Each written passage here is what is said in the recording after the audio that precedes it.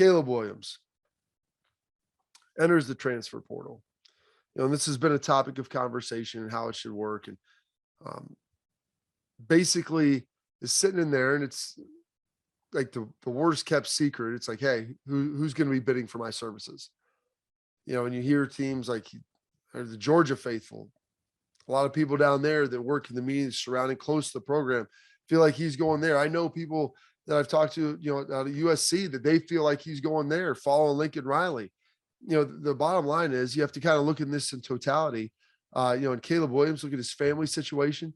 And someone who was close to me at Oklahoma sent me an article about Caleb Williams and his dad. He's a real estate developer, got in some problems financially. Does that play into it? Is this going to be really a highest bidder situation? And then all of a sudden you see Charlie Batch and his financial firm say, hey, it's going to be $1 million, or we'll pay you $1 million to come to Eastern Michigan, my alma mater, where Charlie Batch went to school. And so what's interesting about that, and I look at that Charlie Batch situation, and this is one thing that the longer in the media and you begin to see how some of these things work, and you realize the coaching connections with agents and members of the media and everything else out, you understand that there are no real leaks. Everything kind of happens for a reason. And I contest that, and I don't want to prove this, that I think that there's a good possibility that Charlie Batch may just threw out the $1 million as the straw buyer, to throw that out there saying, hey, these are basically the table stakes now. If you want to get in the bidding contest for, for Caleb Williams. So that way he's not out there asking for it. It doesn't hurt his image. He doesn't look bad saying, hey, there it is. It's $1 million. Now I've heard that that maybe people are up to 2 million to potentially get him. $1 million was the starting point for Georgia. Maybe they're ready to crack 2 million to get him there. We'll see. I've also heard that he's going to USC, and with Jackson Dart, their young, talented quarterback, are entering the transfer portal. That would lead you to believe, a logical mind could think, that he feels like he's going to USC.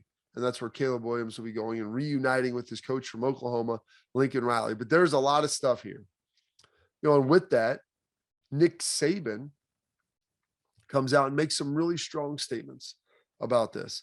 And he said some stuff about, I don't know, it was 5, 6, 7 years ago, about the up-tempo pace in college football and, how it's hurting the game. It wasn't great for the defenses. He said it about the bowl games with the playoff and expansion, all those things. And he's addressed a lot of this. And everybody looks at him like he's this curmudgeon, that he's trying to squash it all.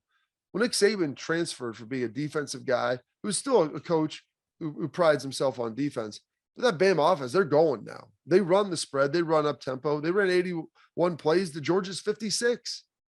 So he's embraced that. And he's basically saying about NIL, if we don't come out, and he made this perfectly clear, he's all for the players profiting off of themselves, all for them making money. And he probably has to say that for recruiting, but I'm all for that. He also came out and said, listen, there needs to be some sort of universal national guidelines, regulation governing this stuff, or else this thing's going to get out of control. And you're going to see a total imbalance of how everything works. And so that to me is not Nick Saban saying, hey, I don't want to see these players making money. I want to put the genie back in the bottle and stop that.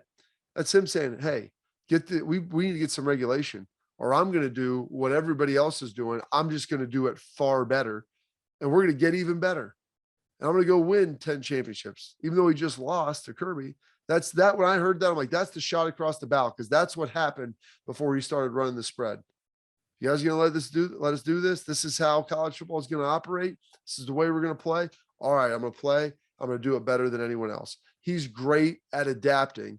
And so you see the Caleb Williams situation, how all this stuff is going down. It's being used as a recruiting tool for the transfer portal and everything else. I think Nick Saban's just coming out and saying, hey, this is how you want it to look. I can make it look that way, but I don't know if anyone else is going to like it.